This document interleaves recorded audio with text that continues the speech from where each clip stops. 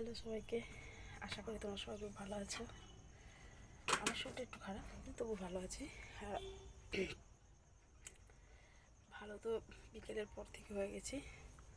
আর একটা কথা বলে দিই, পুটু খাটে তলে ঢুকে গেছে। কারণ হচ্ছে যে সামনে শিব পুজো হয়, ওখানে সন্ধ্যার বাজি ভাজি ফাটছিল, একটু ভয়ে ওখানে ঢুকে গেছে। তো পুটুর বাবা তো দুদিন ধরে শিবরাত্রি করে, মানে কালকে যখন থেকে পড়েছে ও পুরো, মানে সেই দিন কালকে যখন থেকে পড়েছে তখন থেকে আজকে বিকেল পর্যন্ত পুরো নির্জলা থাকে, উপোস করে থাকে। আমার জন্য উপোসটা আমার জন্যই করে, কারণ হচ্ছে যে আমার যেহেতু শ্বাসকষ্টের প্রবলেম আছে, ওটা নিয়ে ভীষণ ভয় পায়। আর ও বাবাকে ভীষণ মানে, তাই ও ভাবে যে এই সমস্যার যদি কেউ সমাধান করতে পারে তো সেটা হলো একমাত্র বাবা। তাই ও বাবাকে ভীষণ মানে উপোস করে থাকে। তো একটু বাবা যেহেতু উপোস করে থাকে, তো সেই হিসেবে আমিও কোনো কিছু খাই না। টুকটাক খেলেও আমি ওষুধ খাই যেহেতু, সেরকমভাবে রান্না আমাদের হয়নি, শুধু পুটু আর রাস্তার লোকজন আর পুটুদের জন্যই রান্না হয়েছে। আর এবেলা হচ্ছে যে আমাদের ভাত খেতে নেই, আমাদের বাড়িতে সব লুচি খায়, তো সবার জন্য লুচি করবো। সন্ধ্যাবেলা একবার হয়েছে তেলে ভাজা সবার জন্য, আর এখন হবে লুচি আর কুমড়ো আলুর তরকারি আর মিষ্টি। পুটুর বাবা কাজে চলে গেছে। তো আমাদের এই ঘর বাড়ি এরকম, বা আমরা জীবনে অনেক লড়াই করেছি, অনেক বিপদের সম্মুখীন হয়েছে। তো বাবাকে, মানে যার যেটা ভক্তি, বাবার বাপ্পা মানে গণেশ ঠাকুর আর বাবা, এই দুটো ঠাকুর আমাদের আছে। আমরা এই দুটো, আমরা এই দুটো ঠাকুর যা যার পছন্দ থাকে, তো আমরা এই দুটো ঠাকুরকে বেশি মানি। পুটু বাবা তো বাবাকে বেশি মানে। তো আমাদের যাই থাকুক না কেন, আমরা সব কিছু থেকে লড়ার সাহস পাই শুধুমাত্র মানে বাবা বা বাপ্পাকে ঢেকে। শিব পুজোটা পুটু বাবা এরকম করে। আর হচ্ছে যে গণেশ চতুর্থীতে 7 দিন, চতুর্থীতে আমাদের এদের বাপ্পা আসে, আর দশমীতে বাপ্পার বিসর্জন হয়। তো আমরা এইভাবে মানি।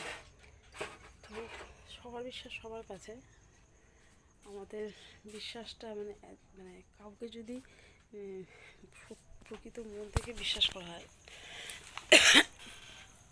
সেটা যে পাওয়া যায়, মানে সেটা আমরা সবসময় বুঝেছি।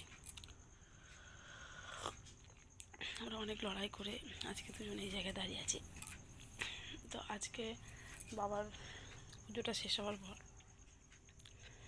মানে কাল থেকে বাবাকে কেউ মানুক আর না মানুক, মানে সত্যিটা তো আমার কাছে সত্যি যে পুটুকে যখন ঠাকুর করেছি, বলেছি যে দাদু যেন সুস্থ হয়ে ফিরে আসে, দাদু সুস্থ হয়ে ফিরে আসে, সবার ভালো হোক। আমার যে দুটো কুকুরের ট্রিটমেন্ট করছি, একটা কুকুরের ঘা 100-র মধ্যে 90% শুকিয়ে গেছে, ও সুস্থ। একটা কুকুরের ট্রিটমেন্ট করছি, ও ভালো আছে। আর এদের জন্য সবসময় প্রার্থনা করি যেন এরা সবসময় ভালো থাকে, কারণ এদের হেল্প করার মানুষের সংখ্যা খুবই কম। আর ঠিক তারপরেই ছুটে তোমাদের মানে যে দাদুকে নিয়ে গেছে, যে দিদিটা, ওই দাদুর ভিডিও পাঠালো। দাদু অনেকটাই সুস্থ। আর আমার সবার প্রথম এটাই মনে হলো যে আমাদের পুজো করাটা বা মন থেকে চাওয়াটা সার্থক। মানে যেদিন ফার্স্ট টাইম দাদুকে নিয়ে গেছিলো, দিদি একটা ভয়েসে করে পাঠিয়েছিলো যে ডাক্তার বলেছে অবস্থা ভালো না, তখন আমি একটা কথা বলেছিলাম, ও ঠিক সুস্থ হয়ে ফিরে আসবে। দিদি তখন বলেছিল যে এটাই তো চাই।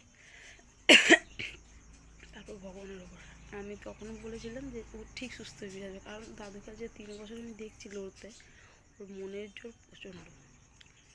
আর আজকে যে দেখে ভগবানের উপর, মানে বাবার উপর বিশ্বাস, মানে কি বলবো, মানে বলার মতো ভাষা নেই। দাদু, আমি ভিডিওতে দেখলাম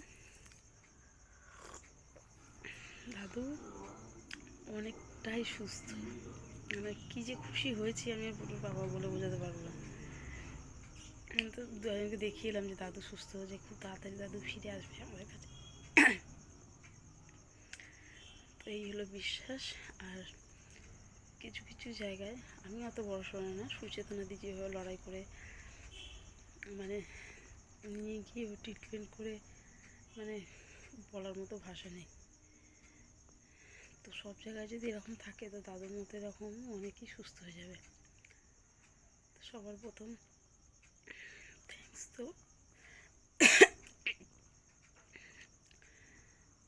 বাবাকে, বাপ্পাকে, তারপরে হচ্ছে সুচেতনাদিকে অসংখ্য ধন্যবাদ।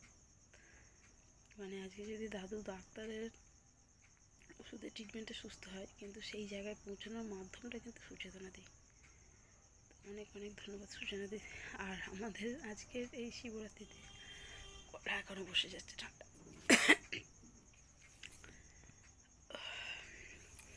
তো এর থেকে বড় খুশি, মানে এর থেকে বেশি বড় কিছু পাওয়ার আমাদের দুজনের কাছে কিছু হতেই পারে না। তো চলো, সবাইকে বলার মতো অনেক কিছু আছে, কিন্তু কথা বারবার জড়িয়ে যাচ্ছে, গলা বসে যাচ্ছে, মানে বলতে পারছি না, অসুবিধা হচ্ছে। চলো, সবাইকে টাটা, সবাই সুস্থ থেকো, ভালো থেকো। আর কিছু না, পাশে থেকো, সাপোর্ট করো।